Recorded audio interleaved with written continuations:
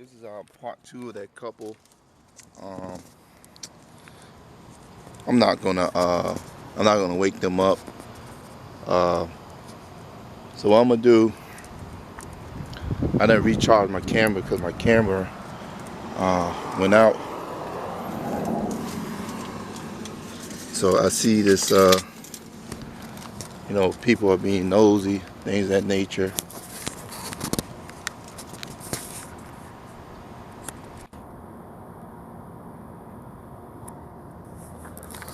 So everybody, I ride past these people every day and don't even care.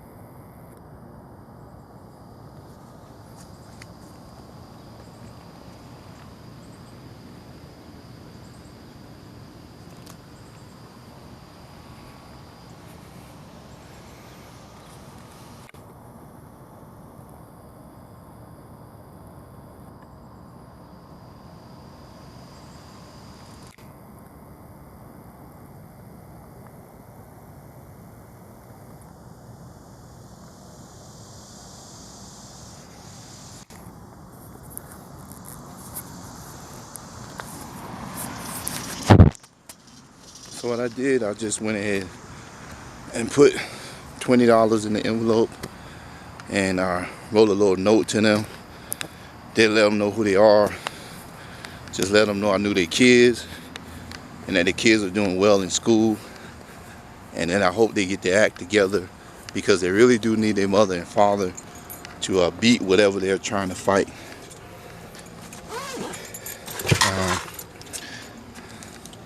So that's all I can do. I was gonna wake them up and I'll get a good video, but I said no, I'll leave them alone. I don't know, just didn't want to do this video to put their faces on there. So basically the note just contained, I'm a friend of your kids and your grandmother, and the kids do miss you. Your kids are doing well in school, and they really need their mother and father back in their lives. Now their mother and father, they'll show up to the house, but it's to the point, like a lot of family structure where you guys can relate to, they can't stay there. They can come visit their kid, and the grandparent are kind of supervised, but they leave. And at least they got sense to leave because they know the addiction they are fighting and what they're going through, and they know the longer they stay there, they reflect that pain amongst their kids and amongst their the mother. And a lot of us probably been through that. I've seen it even, and not in my immediate family, but I've seen it in relatives where that family, they try to help and they end up stealing from them, selling various things in the house, and it's just a torment. So a lot of people now, when they fighting that addiction, they just try to stay away. They know it's better for them to stay away. Even though the loved ones always want to help them fight it, it's best for them not to even be in the house, best for them to be away from the kids. Every blue moon they'll show up and see the kids, but the loved ones have learned, don't stay. Can't spend the night. You only can stay a certain period of time because I'm tired of you hurting these kids. I'm tired of you putting hope in these kids' eyes. I'm tired of their asking what happened to you and things like that. So, and this is what the kids in the classrooms deal with, a lot of them, man. I'm telling you, think about this. Adults can't really deal with it. Think about it. That's the beginning program of a child absorbing you know, to make them a so-called better person, to make them part of the community. This is what they're absorbing at a young age. This is how they're being programmed. This is what they see. The future that we as educators, just people trying to be reasonable adults, the future that we try to sell them, it don't exist to them. It's an illusion. It's like me showing you a cartoon video and showing a man flying and lifting a building. That's not real to them.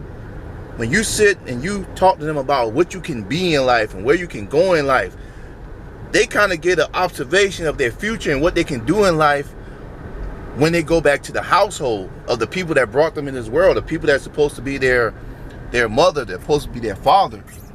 When they go home, and some of these houses, man, if you would see some of these houses, man, if you ever look at the series called Hoarding, it's terrible. Like, I wouldn't even have to use the bathroom, and I'm a man. That's what they see. If I keep telling them, hey, you know, man, you can do it, they're looking at you like, it's easy for you to say that and tell me that because look at your household you go to. You know, look at the household the other kids go to. This is what I come to. If you're trying to tell me the future is bright for me, how education? That's not the priority thing in my life right now. That's not the main thing in my life right now. You know, that kid come home to a house where the mother's on drugs, where the only thing they eating every day is cereal, clothes not being washed, bed bugs everywhere. I went to one of these kids' house, man. I was scared to even step in the house. And the mother and the father, they're together, but they're on drugs together. And they weren't embarrassed, but I'm looking at them like, you see what this kid is living in. And the thing is, the kids have been taken from them before, but the only thing they do is, you know, they go through a program, they get the kids back, so the kids bounce through foster care, or they got even shelters. You know, the foster carers don't take a lot of kids sometimes because they're too old, so they go through shelters, and then you get put right back in the situation. The parent or mother might clean themselves up just enough and say, yeah, they've been through the program, but a lot of programs are unsuccessful now. I mean, I've known people go through programs 6, 7, 8, 9, 10 times. Then what the solution is, nobody knows. I don't have the solution. I'm just telling you this is what these kids going through. That's why they are how they are. They're thinking like that. This is what they look. You know. So it's like mothers like that. You know, like what you just seen.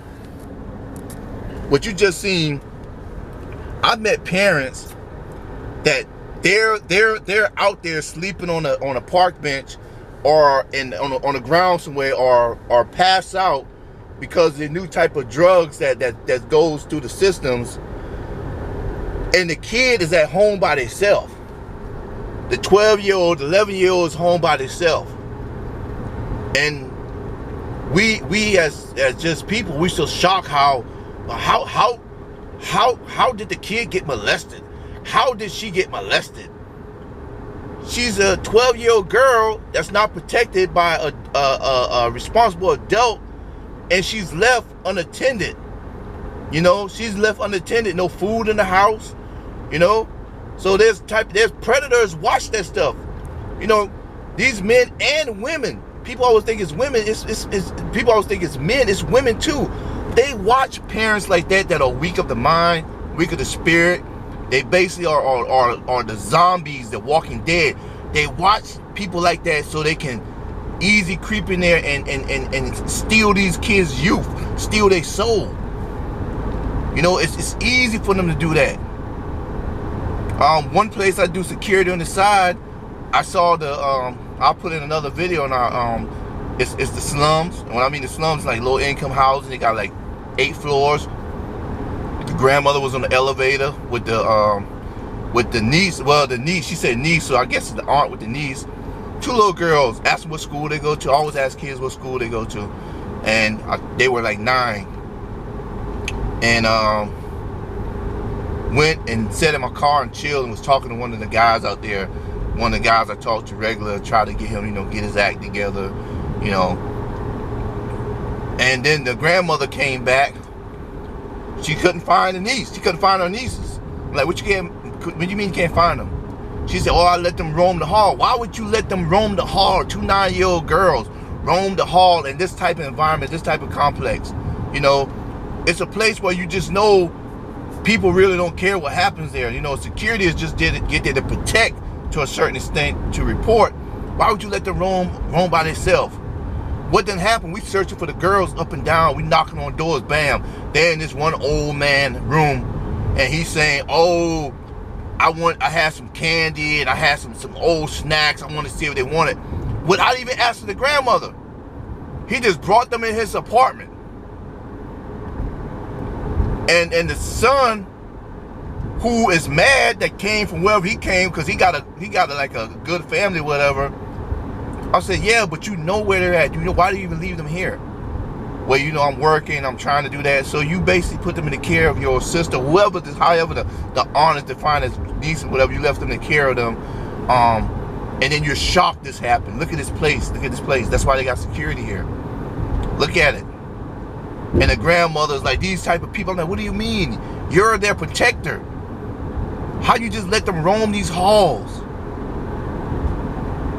So you could not really do anything to the man. He didn't make no crime or whatever. But you kind of got the feeling what his intention is or what he's trying to lead up to. First, I'm going to offer him some candy or cookie or some snacks. Then they're going to get used to coming here.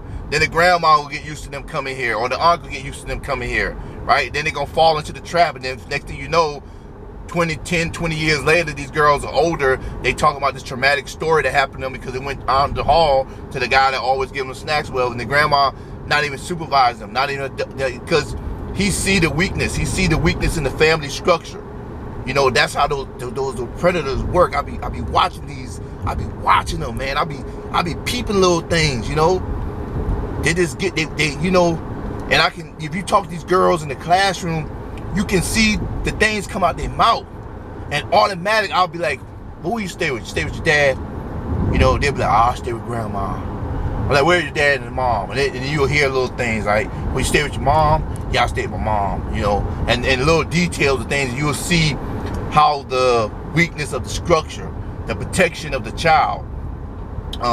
Sometimes I sit with the seniors and I have like what you call life discussions with them, because I only can speak to like seniors because a lot of these kids are already going to be 18 and 19. Can't really speak to the younger kids like that, but I speak to them. And I say the importance of the father and the mother in the household. They have multiple functions, but one of the things, the mother is in the household to protect the child from the unseen danger. And they were like, "What you mean, Mr. Jones?" I said, the unseen dangers, the mother has that sixth sense, that mother's sense, because she carried you for 9 months in here, and y'all share a soul, a bond for 9 months. The father protect you for the physical world that he can see and grab hold to, right? So that's like if somebody trying to break in the house, the father is there to protect you, his gun, his life, whatever. Traffic, he guides you through traffic, he holds traffic from you. Somebody try to hurt you physically, right there, he can see, he there to protect and provide you. So the outside physical part of people can see you're protected. The mother see the things that the father doesn't see, the things that the father can't protect you because he doesn't know about it as the sixth sense of the mother. The mother knows the mood changes in the child behavior, the way the child eat, the way the child responds, the way the child do things. What's wrong with you today? Seeing you seem different. Your grades are dropping in school. Why do you yell like that? Why do you respond like that? I'm noticing that you're covering yourself up more. The mother notices those things quicker than the father, and she's quick to address it. Just like if a kid comes back from school with a mark or something on it, the mother's gonna run up there and be like, "Hey, I saw this mark on my child. What's going on? What happened?" She didn't tell me, or she told me this or that, or he told me this or that. The father would be like, "Oh, kids are kids. Kids are kids." The mother's gonna investigate a little bit more, because she's gonna let them know, "Hey, my sixth sense and my third eye is tuned to what's going on in my child's life, no matter how minute and small it is." The father's gonna be like, "I'm there to protect." When you point to the danger, you got to show him the danger, and he protects protects the child and he attacks. The mother kind of has a radar for the potential danger, the upcoming danger, or the plot of danger, you know, or the unforeseen, but she sees it with her third eye. And I don't know if I explained that good enough, but I have conversations with scenes like that. So this is a long video. I'm sorry for the rambling, but I'll post this video with the other videos, be part 2 of it, and you kind of see I don't really have a motive. I'm just want people to see, you know, what a lot of these kids go through in the classroom, what they go home to, because we really don't see it. We see the mothers and the fathers, we see the adults in the streets. We're not thinking about they have kids that they still have custody to. That's the crazy thing. When you see these parents or you see these adults, and you know, you say they have kids, you know, oh, well, the kids are in group homes and foster care or whatever, so you think the state got them. Nah. In those low income places, the state don't have them. The parents still have them. You know, the parents still have them. And some of those places I told you where I went to bring some food to a student, or to bring some detergent or something like that, the mother still has a kid. The state don't have them. And what people fail to believe, they're thinking that, well, the state don't know. They know. The state is undermanned, under budget for like social service and things like that. But they know.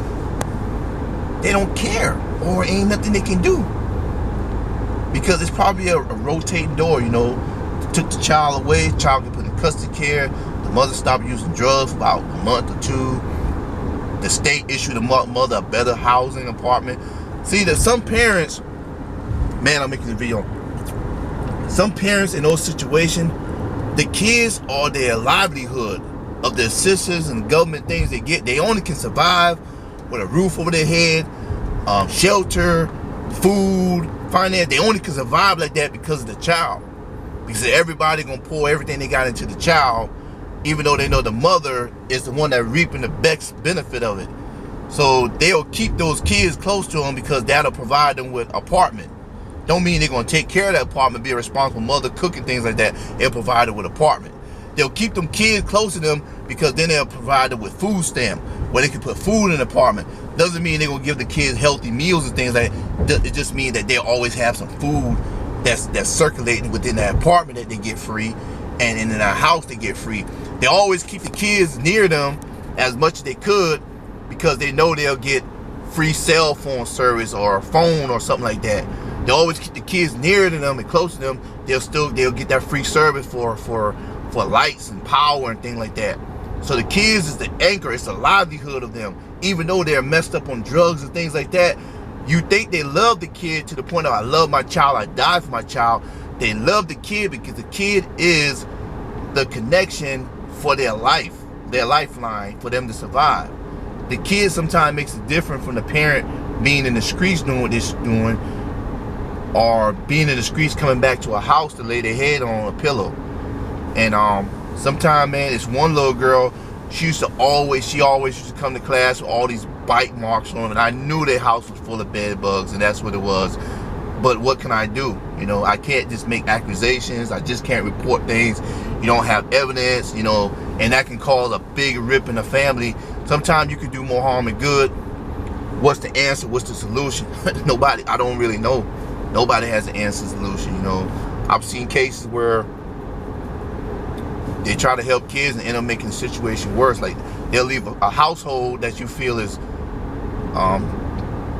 just not fit for them to be in, and they'll put them in foster care. You go visit the foster care, you like the foster care is worse than the house they came from. And you like, man, what did I do? So let me get off here.